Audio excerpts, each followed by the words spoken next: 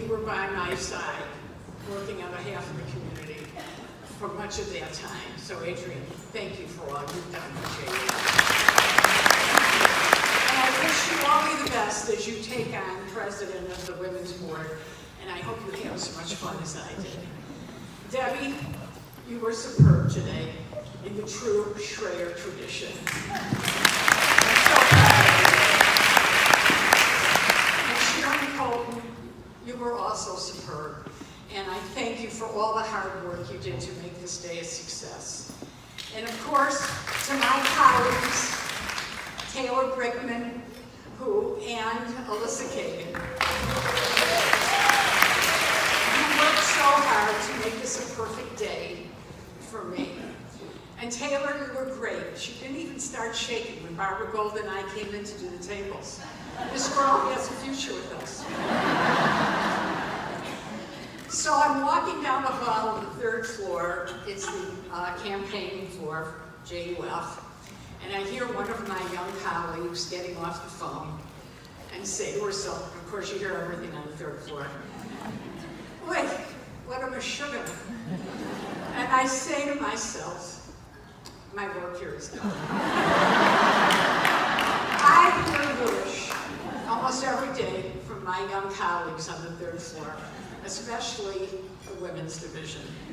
I've actually taught them all how to swear in Yiddish. English too, by the way. Yiddish has always been very much a part of my life. It was the first language of my father. My dad and his sister, my tante, who I called Auntie Tante, no one ever corrected me. You know, it was the 50s, they thought it was cute. My dad and my aunt left Lithuania in 1929. It was the bravest thing my father ever did, and I thank God every day that he took that risk. For many years after the war, my tante in particular would get on a streetcar and go down to Hyas to find out if there was any word of what happened to the family, the friends, the shtetl that they lived in outside of Kovno. And finally, after many years, they concluded that they must have been murdered in one of the killing fields in Lithuania, months before the Nazis, by the Lithuanians, months before the Nazis ever got there. And I never really understood how this affected my father for the rest of his life. My dad was a proud Jew who understood the centrality of Israel to the Jewish people. He actually taught me how to read a newspaper, and that's another story. But Dad insisted that we only read Chicago newspapers, so Daddy, I'm sorry I read the Wall Street Journal. But I still do what you told me. You scan the paper for any article about Israel, and then you scan for any article that has a Jewish name in it, good or bad. And then you can look at the ads because maybe Walgreens has ice cream on sale, 5 pints for $1. His favorite. In 1967, in a blizzard, I met Larry Cohn. He was tall and dark and handsome, funny, not a half-bad dancer. I would have said dancer first, but you would have thought I was so shallow, which I was at 21. But I had the good sense to know that he was something special, because he too was a proud Jew who understood the centrality of the state of Israel to the Jewish people. He disappeared that June.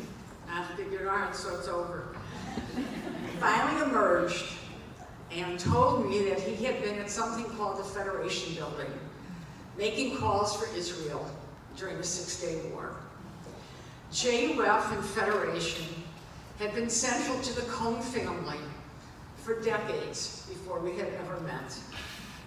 And so, with a brief break while we started our young family, I became a volunteer for JUF through the Young Women's Board and Federation Board, and I had the great privilege to work with the greats, Art Brown and Bob Schrader Harriet Lewis, Lester Rosenberg, Barbara Hochberg, all of blessed memory, and so many others, so many who are in this room today, who inspired me and motivated me to give more and do more.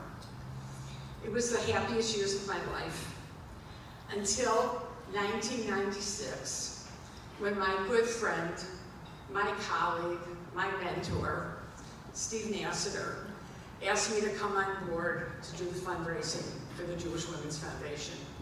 Now, there was no kicking and screaming, but there was definitely squirming there. And I can tell you that none of us had any idea that the foundation would become the force and the success that it is. The only person that knew that was our visionary leader, Steve Nassiter. So Steve,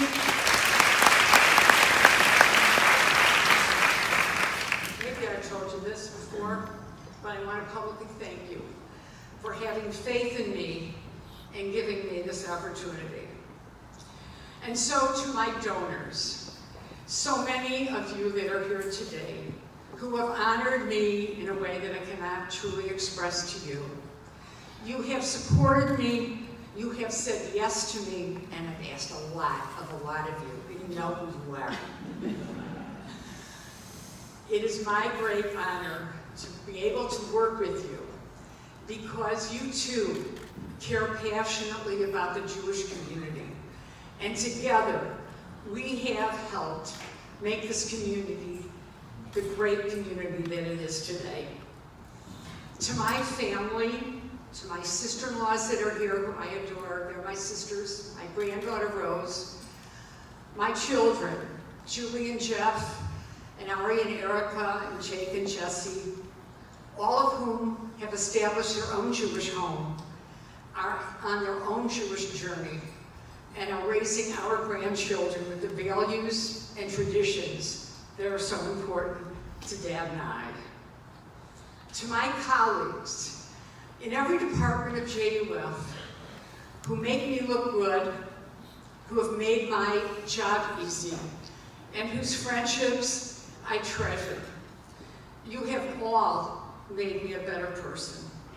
But I have to point out two special people in my life, my mentors, my role models, Barbara Gold and Donna Connie.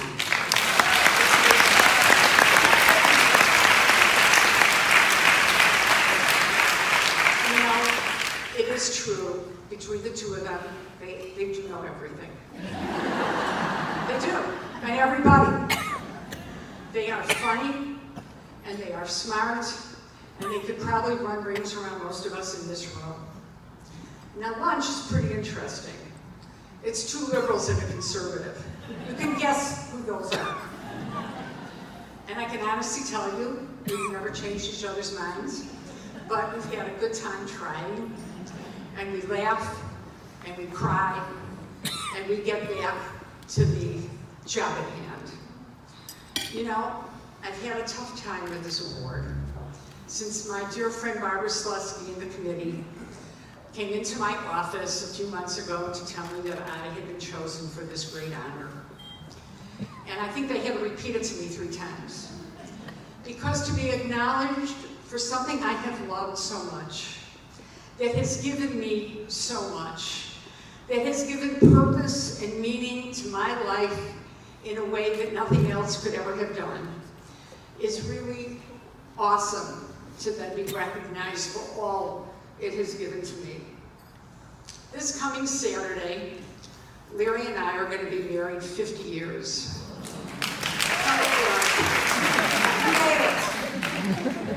And I remember standing under the chuppah. And honey, I wasn't thinking about you. I knew I was always sure of. There were 2 things I was thinking. First, Rabbi Tabashnik, please stop talking. My feet are killing me. I had those cheap white satin shoes. I wanted to kill myself.